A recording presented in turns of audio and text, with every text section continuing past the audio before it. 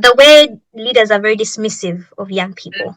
And that one, I want to justify it. There's a whole debate going around about young people leaving to work in other countries. And there was a huge backlash when that Dubai documentary came out of that Ugandan girl who died in Dubai. And there was a huge question asking why are so many young people going to work abroad, even in terrible conditions. I'm like, do you think someone would consciously make the decision to go to a place whereby they have had countless accounts of people suffering to make money if they can make that same money here at home? So to be pushed to the level of going, it means that currently the situation around is not giving people the opportunities they want. And so I think they are so dismissive, saying people do not work. Ugandans work very, very hard. Welcome yet again to another episode of the podcast on Uganda. And I am so excited because we have a youthful Gen Z in the building.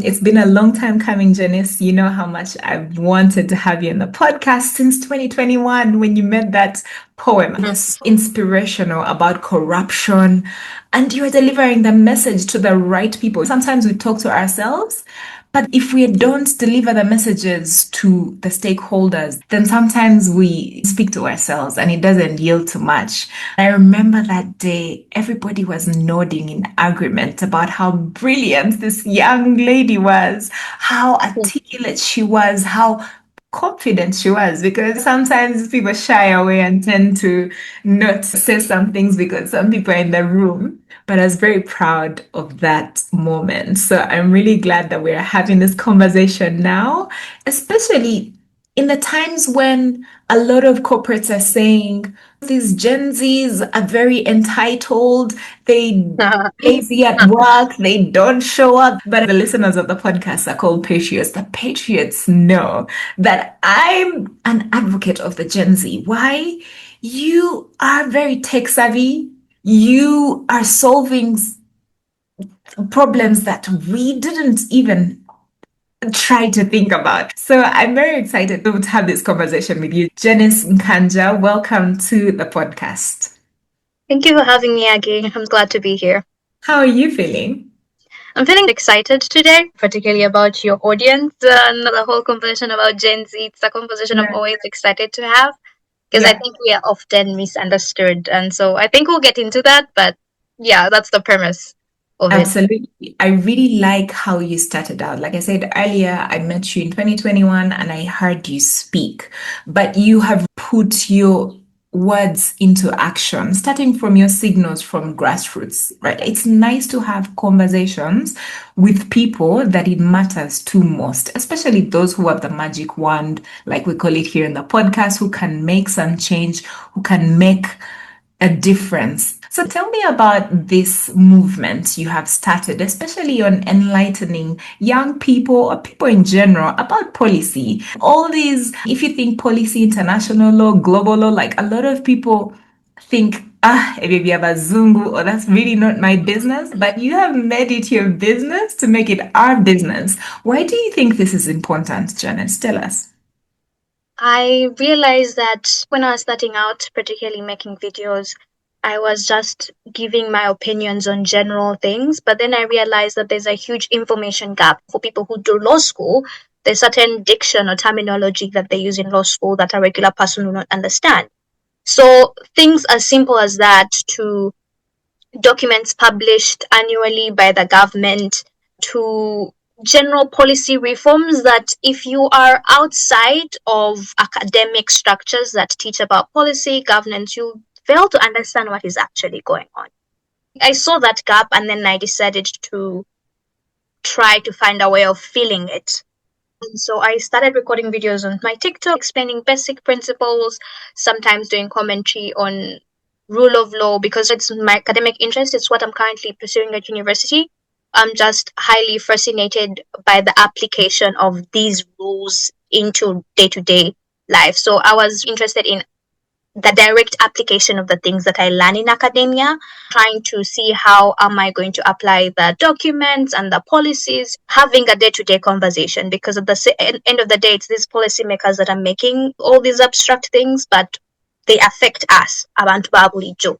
And so we have to find a way of how to translate that knowledge into how it directly affects us. And that's why I started having these conversations about policy, but also because people keep making jokes like, oh, Jan, be at the ICC or at the United Nations. Because I think also that's the other problem. For example, we have career politicians in Uganda who want to be politicians from when they were 35 to when they are 76. And then they never want to dream bigger than their country or to understand that Uganda needs representation at the international level. We are constantly being bullied in foreign policy, and people don't realize that until people step up to actually take spaces in international policy, international law, and to assert our dominance in those spaces, the African continent, Uganda, will constantly be bullied by these particular superior powers. And so, as much as I'm very interested in public policy at what's happening on ground, and also keenly interested in what happens at the international level, because as an African continent, as in Uganda, people are largely depending on funding from outside, on regulation policies from outside. When you get to understand all those things, you realize in what kind of vulnerable situation that we are in. I hate to break it to you people, but if I do end up becoming president at one point in time, I'll do it for 1, 2 terms and probably vie for UN Secretary General, but not full time or make it my whole entire personality. That's why I'm excited and interested in this particular field. Well, at least we get the cue now. Once in a lifetime, Janice for president, which is nice. And I like the point you talked about representing Uganda on an international level because we don't operate in a vacuum. I personally studied international relations and diplomacy, and I did a stint at the Ministry of Foreign Affairs, but I noticed it's way bigger than us. There's different factors involved, regional factors, why some countries call us a hegemony, but we'll come into that. I want to go deeper into your experiences since 2021, since that very victorious speech. Have you learned anything since then? Back to what you said, you realize that these things are bigger than you. I think that's one interesting thing that I've learned is that the more I learn about technically how public policy works in Uganda, and then you juxtapose that to how public policy works in Western nations, then you realize there's a lot of systemic issues. That has been really, really tough for me to adjust to because at the same time, when you're learning the rules, the laws, you're like, this is brilliant. But then when you look at how it's actually applied, you're like, there are so many things wrong. And so moving from a place of, I want to fix this and I can't fix this, getting into how do you navigate a current system to make the change or effect the change that you want. It's either that or just disrupt the whole system and make your own. So those are the two routes. And so it has been very interesting. If you go back to my old videos, I was talking about the problem and never about the solution. I realized that this is an actual problem. Approaching my content to a solution-based, analytical-based perspective and talking about how this applies in the real world, how it impacts people, and what we can do moving forward. It's been growth because I've been exposed to all these things when I'm pretty young.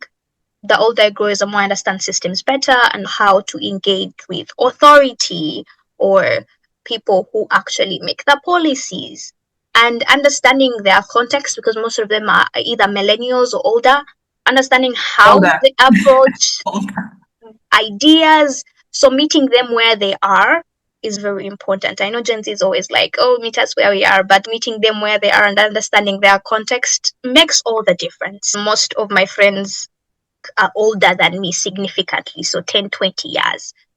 Because I realized a long time ago that you have to accord them a certain level of respect for them to actually listen to you. And so that has helped me significantly in having difficult conversations with older people. Let's just say I've learned a lot in respect to the community or the ecosystem we are in and how to approach that into policy and my interests. I always used to ask our professor who taught us international law. You'll be asked a question in an essay, why are countries like this not doing this or why are other countries evading others? We have the answers. But it was a question of why are we not doing it? Just like you said, you then notice there are powers that be, and it's a juxtaposition that most countries find themselves in. You would have to be analytical. I like the fact that you have now had the opportunity to engage with those in authority, but tell us about the ecosystem. So, how have you noticed the different trends of different activists? How are the activists communicating compared to back in the day? I've observed a lot, especially with social media, there's a lot of noise making. So where Yeah. people complain about the problem, and that's a strategy the people of then Yeah. still using now, because now they're using social media more. That's a huge problem, because what exactly are you advocating for? At the end of the day, you are making this noise. To a certain extent, some of the noise does affect change, and that's if Mm, someone in authority gets onto that. At the end of the day, sometimes it just goes into the air and you cannot do anything about it. That's mm, something very many advocates now are realizing is a problem, and so they are realizing we should look for a different format. I have friends who are advocates for climate change, advocates for human rights, and their approach now is solution based. mm. I have this friend, she's called Ayebade Denise. She's the CEO of Better Life International. It's a climate based approach whereby they try to solve the issue of climate change from an agricultural perspective. They have training camps for people to grow drought resistant crops, helping people in communities, in refugee camps. As much as they do the advocacy on the global stages and the national stages, they also go on ground and try to fix the problem within their community. So they are trying to do a bottom up and up down approach. They are doing both at the same time. And I think that's the significant difference. I realized there's a huge gap in academia. And so we are creating Civic Coded, and it's supposed to be a tool that allows someone to be able to understand the concept. Because I, Janice, I cannot saw that. sit down to break down every single constitution, every single thing that comes out. So the thing of how do we automate this? At any one point, if someone is like, this provision came out from Parliament, what does it mean? They could just get their phone, access our platform. I don't want to spoil it yet because it has to launch soon, and then No worries. figure out how they can use it to learn about what the policy is in the simplest way possible without Yeah. necessarily having to wait for Janice to break down what the provision in Parliament meant. It's So that's amazing. It's amazing. And with Civic Coded, I saw that earlier and I was quite impressed. I think your generation, even the previous speaker, Spencer, mentioned that your generation, the Gen Zs, are innovators. And it's nice to see that with AI, you're able to be supported, for example, to help disseminate different information as of when people need it. You must have realized in diplomacy when Trump was president first, he coined the term Twitter diplomacy. So, do you think AI is going to help you amplify the work you're doing? I, as a tool, is great, but you realize that the things people use AI for can also be largely destructive. But also realizing that most of the AI modules are biased in that they are not conscious to African realities, and that's something Civic Coded is trying to explore. And so it depends on the context in which you're using AI, but yeah, it is definitely a great tool. I think people use AI more than they use Google these days, because there's also this conversation that has come out from the big tech giants who are talking about that within 6 months, AI would be able to automate more than 90% of the work people in corporate spaces do. So that means many people are going to lose their jobs because of the AI wave. I It always can be believe it will interesting. amplify the work that you do, not that it will take your job. For Mhm. example, think of plumbers. There are some jobs, Okay, especially okay. like Okay, corporate setting. So if a marketing girlie needs to create a marketing plan, AI can do that. You get me? but you still need human insight. It's not I going to think come the out thing is, as perfect. I think what we need to understand here is how fast evolving it is. We might have this argument for maybe the next year. Within the next 2 years, that will change. A Yeah. literal example I could give you is deep fakes. Two, three Mm. years ago, you could tell a deep fake was a deep fake. Right deep fake before you, we're like, but I think that's real. I think, and you're like, because people are presenting deep fake videos that really look real. That's the example I want to give you. Of course, it's going to have some inefficiencies at the start, like almost Mm. every invention known to man. But as Yeah. time goes on, it becomes better and better. Of course, human insight will also be relevant, but with every wave of innovation, hundreds of jobs disappear. For example, the industrial revolution, whereby you needed people to shovel coal, When automation came in, that whole job sector went. The elevator, you needed an elevator man. When the elevators became automated, the elevator man disappeared. Humans adapt, and of course, they'll have better sectors. But I think we should also understand that whilst it's a great innovation, it's going to restructure employment in a completely different way. For Africa, it may be slower, but for the West, it's going to be faster. The beauty is with knowing. Knowledge is power. The better you know how to use such tools, they'll empower you to even perform better, be a lot more efficient and effective at work. That then you're working with it, you're adapting alongside it, as opposed to those who are not using it at all. And dear Patriot, why Janice was on our wish list for the podcast. She is ambitious. Looking at who our audiences are, young people, it's great to see how you have gone through your journey. You set your mind to knowing what you want and actually seeking out opportunities to achieve or get you on the path to your career or your future. And it's nice to know that you did want to pursue international law when you're younger. You went ahead to find, for example, MUN, which I also did attend in Rome, and you got to simulate and see how things actually work, right? Why do you think it's important to take that path from which you hope to live off? For example, there are a lot of people now who are just following the money and not going where their passion is. But what is your advice to that one person listening into the podcast? Why did you choose to take the path you have taken? There's probably a lesson to learn. The path that I have taken does not have the money, and I know that very well. At the back of my mind, I know I have to make business or something. Get Well, me it wrong, depends. it It depends does on what have the level. money.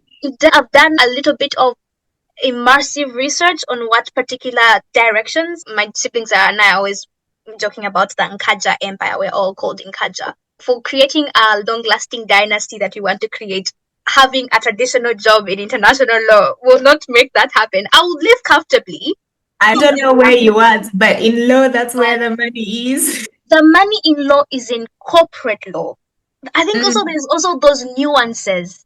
The big money, the money that backs. Because I think those are all things that we should always factor in. Because the law, yes, I could make money that makes me live comfortably. I do not disagree with that. But the kind of money that helps me extend a reaching arm to someone else, I cannot be doing that off my salary. And that's something also very many young people are realizing, that we are getting into these academic institutions to pursue a particular goal, but the money to help me do more cannot solely come from one source. And that's why we are so entrepreneurial or innovative, because we have realized putting all your eggs in one basket is not safe at all. Putting that aside, why did I choose this particular path? I was at the African Leadership Academy for 2 years, and I did this course called International Relations. I was incredibly drawn to the African Union, how it operates, and how nations interact. I saw a gap. This can even be seen by our African Union structure. Did you know that the African Union, 60% of its budget is external funded? That's how crazy it is. That our own regional institution to run needs external funding from outside institution. Yeah. I realized that gap, the fact that we don't have autonomy or sustainable systems in governance. And I realized that's where I want to be, because that's the problem I want to dedicate my life to solving. I want you to speak to that level of ambition. So there's someone right now at school in all levels. They sort of have a clue about what they want to do, but you reached out, connected the dots to, and finally made it there. What was the drive behind that? I don't think I connected the dots, not really. No, in fact, for the longest time, I did not know what I wanted to do. It's a compilation of experiences, mentors, my education, what I felt deeply for, and what keeps me awake at night. I was pretty much confused, like 90% of my generation, but I had the privilege that the mentors that I had or the institutions that I went to gave me the liberty to explore. That's also the other thing about the education system in Uganda. It does not give kids the liberty to explore. In that, you will do these subjects, but very few institutions give you access to science fairs, for you to try and error all these things. And you're like, okay, I like that, I don't like this. I was lucky because Budo had that kind of simulations. My debating skills, Budo was very big on funding debate teams.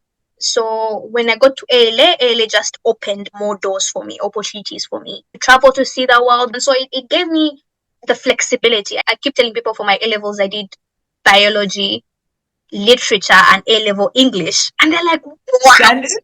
The course I wanted to do did not require me to, like how here you require BCM to do Yeah.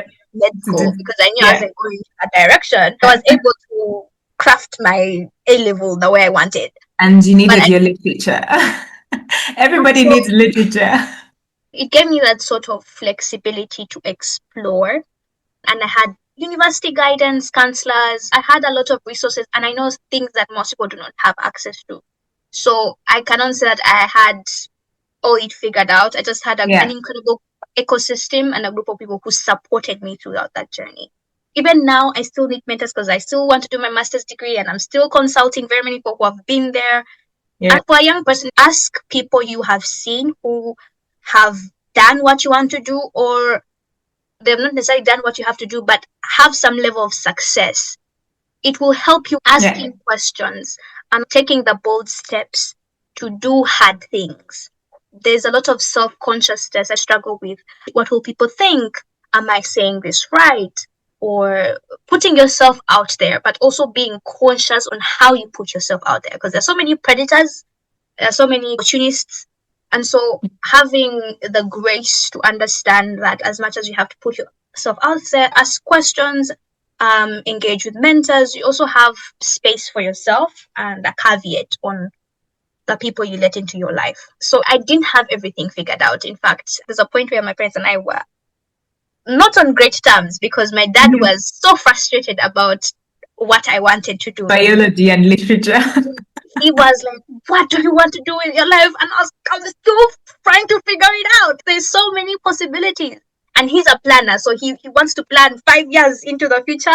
We will cross the bridge when we get there. It was interesting. I know from the outside it looks, wow, all plan. No, no, no. I watched that video where you said this is what you wanted to do, so you sought out these opportunities. So it seemed like you had Oh, it figured out, but that's also part of it, because then when you have a direction, then you now know that, okay, these are the kinds of opportunities I should be looking out for. yeah. I think that comes in after all the confusion has happened in the back end. It's amazing. We've had several guests on here who will advocate for mentorship. A lot of young people need mentorship, they need guidance. It's always nice to reach out to somebody who you think has done something in your career path or a path you want to lead in this life, and ask a few questions. Not be afraid. Dear Patriot, I hope you can take at least one thing. If that's one thing you take out of this conversation, that would be it. So now going back to representation, Janice, since your A levels away from Uganda, what do the Gen Zs out there think of Uganda?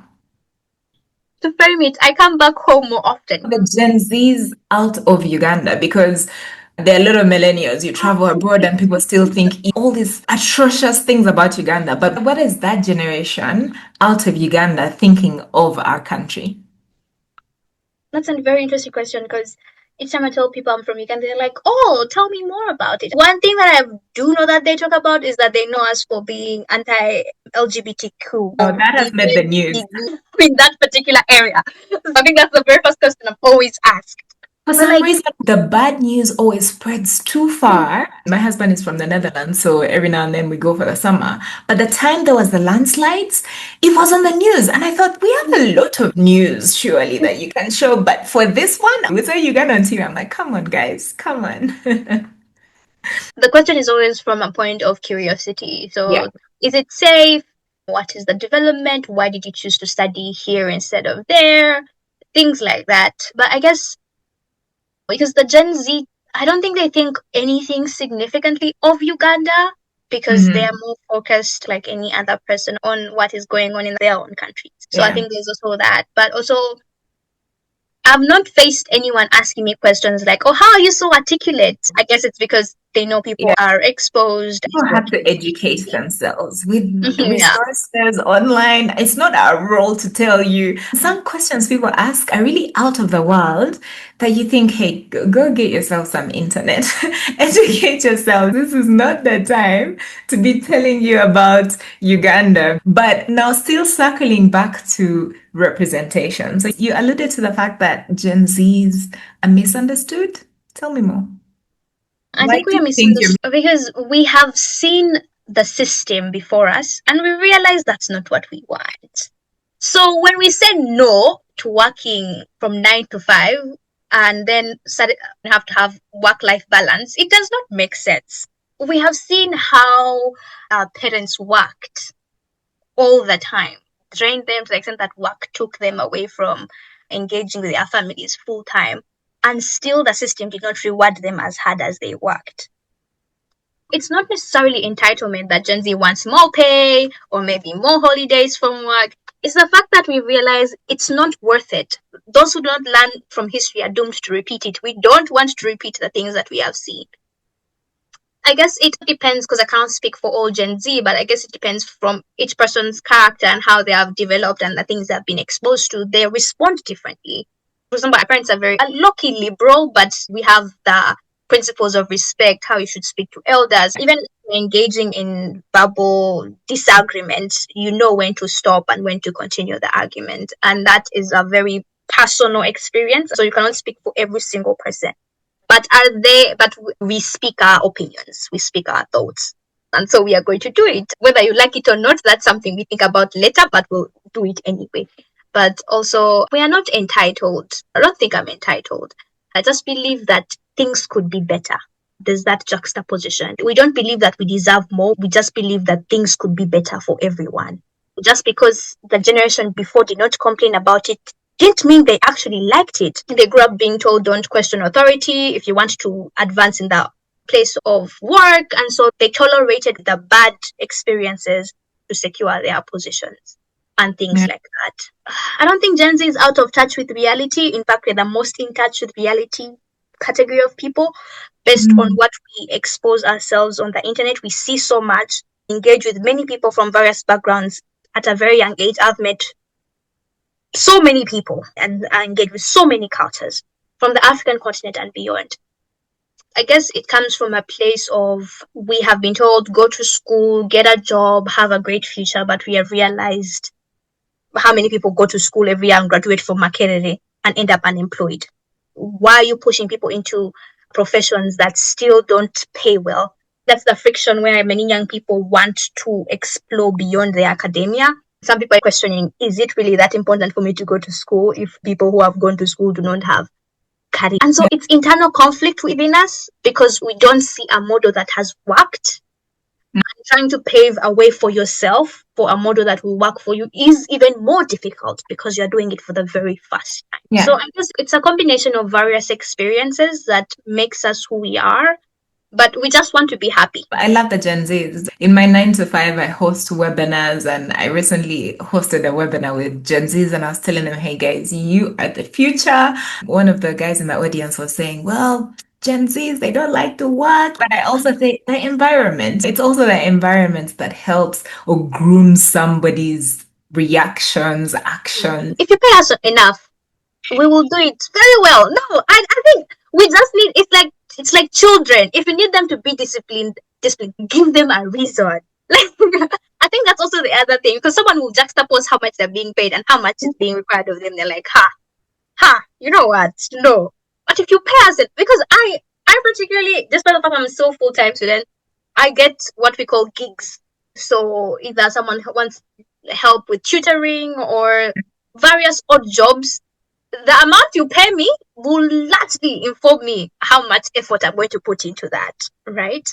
And so I've realized that it's honestly that's literally it. I think also people should realize that we want our effort to be rewarded as equally, putting into the context things like the economy we are living in.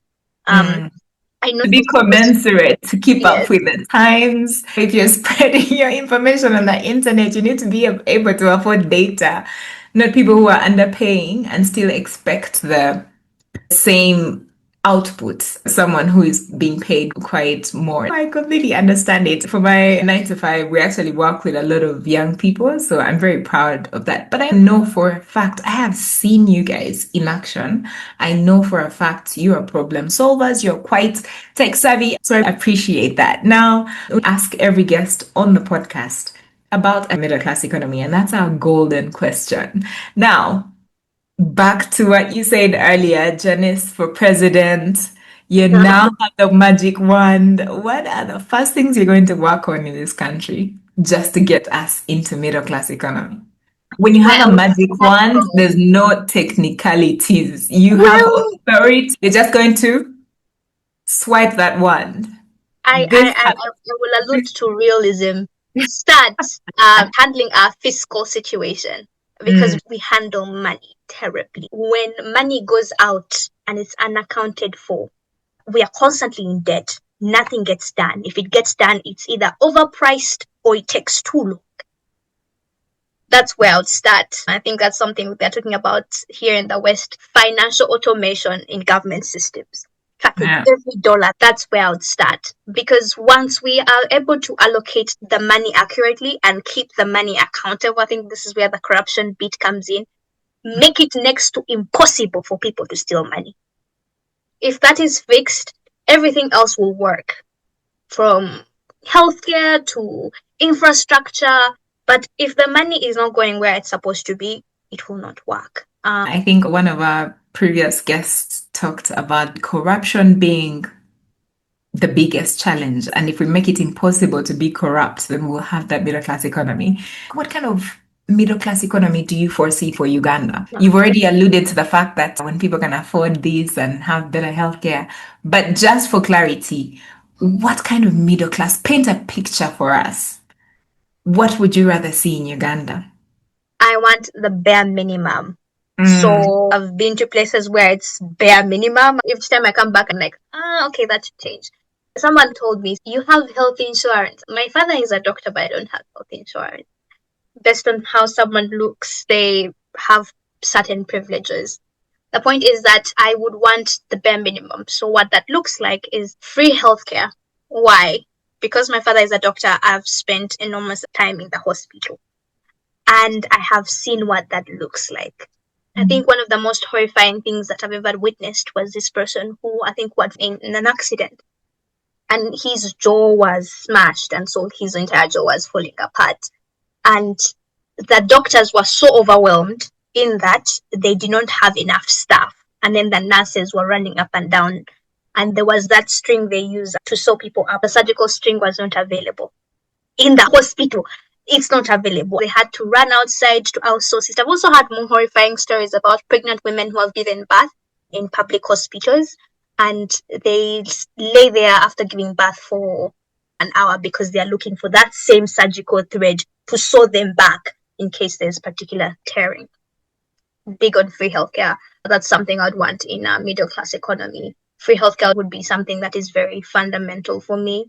But also like decent infrastructure. For me, those will be the beginning thing. Because if people are healthy, then they can make money. If the infrastructure is great, then they can be effective and make money.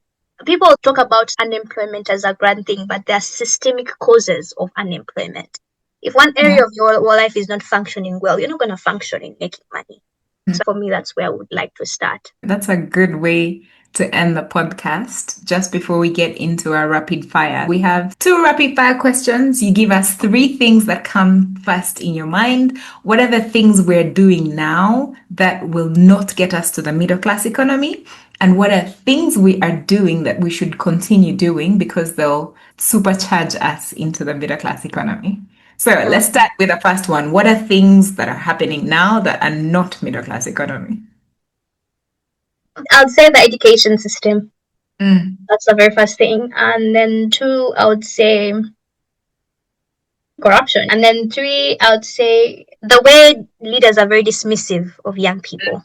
And that one, mm, I want to justify it. There's a whole debate going around about young people leaving to work in other countries. And there was a huge backlash when that Dubai documentary came out of that Ugandan girl who died in Dubai.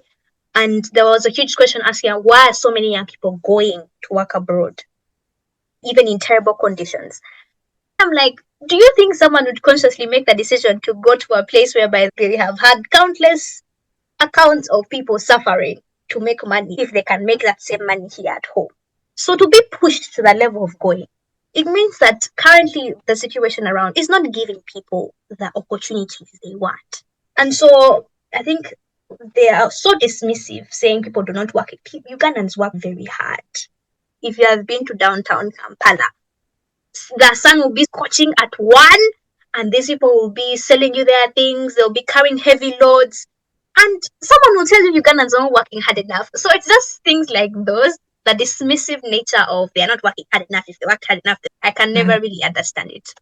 So what are we Yeah. doing that would take us to a middle class economy? They're finally structurizing systems. So again, from the vendors being taken off the streets, now we have some sort of structure. If they could give the vendors proper structures, proper markets where they're going to sell their goods to carry out their kind of work, that would work effectively. Touching into the oil industry, the problem with that particularly is that now they are bringing expatriates. So they are bringing people from the outside to drill the oil, yet we have experts from inside. We have to fix that a bit. I don't know why we like outsourcing, but 3, not we are doing well. Accountability. Ugandans are now about people stealing money, people being arrested that they are actually caring. So I think those are the 3 things we are doing quite good. Because if you call out the thieves are arrested, then that's going quite well. Yeah. Oh, those are brilliant. It's lovely to see. I would have hoped somewhere digital. In that area, young people are not supported tech wise. I think also that's something we're not doing well. Why do you say that? Because I've been at the ICT Innovation Hub in Nakawa, and we're having conversations with projects that are being supported there. They are so pocketed in that even the funding for those projects is not sufficient. They're not being supported the way they should be. And it's a whole institution, it's a whole ministry, but it's still very underfunded. Like all the important things are underfunded. Tech and innovation is underfunded. Health is underfunded. They're putting their money in all the wrong places. So I don't feel young people are supported in that particular area. Do you think there's something we haven't touched upon that you would have wanted to say to the Patriot? Do not compare yourself to other people because there's so much in the background that you do not see or understand. And so taking them as an inspiration is quite important, but don't try to put yourself to their standard when your contexts are vastly different, because then that will make you feel unworthy. It will make you feel like you're not doing enough, yet you do not know that Janice has a sugar daddy in the back. Take inspiration from people, but do not pressure yourself to want to reach their level. Do it at your own pace and in your own time. Such sound advice, Janice. Thank you for making this happen. I have not been disappointed because this is the caliber of leaders. You fall in the category of thought and do leaders because there are people who say but don't do, but you have walked your talk since you started out on this journey. It's nice to see how young, amazing, brilliant people are very articulate. They know what they want. They're looking out for knowledge to enrich them even better. But most importantly, with civic coded, with the signals from the grassroots, you're also reaching out a hand to others, pulling up others along the way. So it's really nice to see. And I have no doubt in the Generation Z to be one of the leaders that actually bring this country into the middle class. So thank you so much for your time. I know you have somewhere to be. You made this time special for the Patriots, so we couldn't be more grateful to have had this opportunity. So thank you so much, Janice. Thank you. If someone is following up on the work you're doing, is there a link that I should know about? TikTok, Instagram, LinkedIn, X. Facebook, you'll never find me there. Unfortunately, Snapchat is the thing about my generation that has never resonated with me, so you'll not find me there either. Threads, you'll not find me there either because I feel like it's the same as X. That's brilliant. Thank you for making time. I wish you all the best. I know you're going to achieve your dreams because that is the energy we want to see. This is the energy we want to see of all the young people. And I hope it rubs off onto some of the people who have had